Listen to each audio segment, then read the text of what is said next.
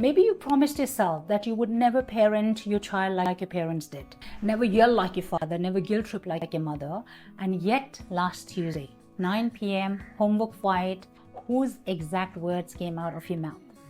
Here's the uncomfortable truth. You didn't inherit the habits, you inherited something much deeper.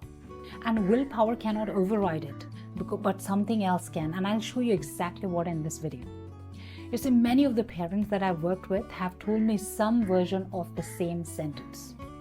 I know exactly what I don't want to do, and I do it anyway. Probably you've read the parenting books, you follow the general parenting pages, right? And in calm moments, you're the parent that you always wanted to be. And then the trigger, the spilled milk, the back talk, the third reminder ignored, and in half a second, you're not choosing your reactions anymore. Something older is speaking to you. Notice that? You never decided to yell.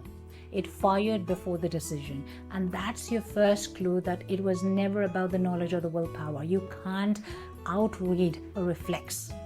And here's what nobody tells you. You just didn't grow up hearing your parents' words, right? You grew up inside their emotional environment. When your father's stress filled the room, your body learned what stress feels like and how it behaves. When your mother went silent for 2 days after a disagreement, right? Your body recorded that silence as a strategy. You see, children do not learn emotional patterns through instructions. They learn through absorption, what they see, right? The tone before the words, the tension before the touch. And by the time you're 10, you had a complete emotional operating system installed. And you never got to review the code, right? So today, when your child triggers you, your reaction doesn't come from your parenting philosophy. It comes from that old parenting system, right? You're not repeating their mistakes, you're running their program or software. You see, one of my clients, a successful working professional and a parent, once told me something that stayed with me. She said, I don't understand why I react so strongly over such a small things, right? Afterwards, I feel guilty about it because that's not who I want to be. That's what she said. So I asked her one question. Can you remember the first time you ever felt this exact emotion? She became quiet, and after a few moments, she started speaking. She said, I felt this before when I was a child. She remembered growing up in a home where mistakes were often met with criticism. Somewhere along the way, her mind learned, if I don't stay in control, something will go wrong. Her child wasn't creating the reaction. Her child was activating an old emotional pattern that had been there for years. The moment she saw that, things started shifting for her.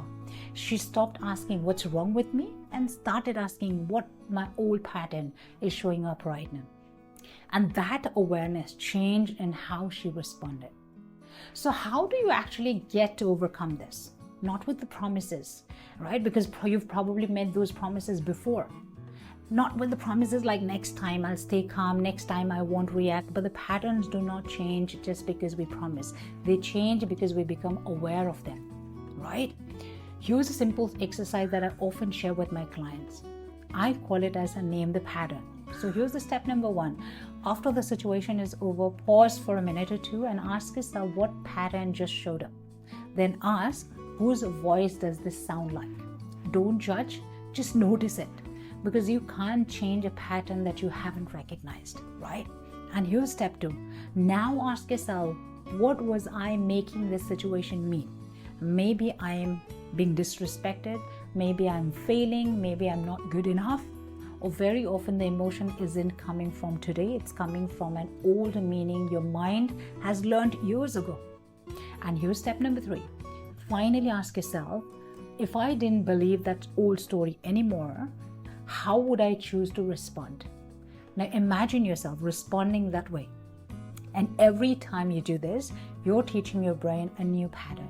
And that's how the things starts to shift. So here's the thought that I want to leave you with today. Every time you become aware of an old pattern before it completely takes you over, you're doing something incredibly powerful. You're creating a choice where there used to be only an automatic reactions before. Your parents didn't choose many of those emotional patterns. They passed on, right? They simply repeated what they had learned. But today, you have something different. Awareness. And awareness gives you a choice, right? Every new choice weakens the old pattern and strengthens a new one. And that does not just change you, it changes the emotional environment of your entire family and your family experience every single day, right?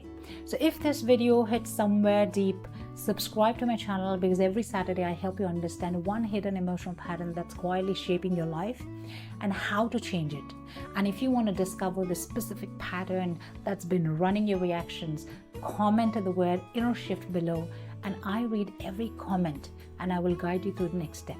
Remember, the pattern ends where the awareness begins. And I'll see you in the next video.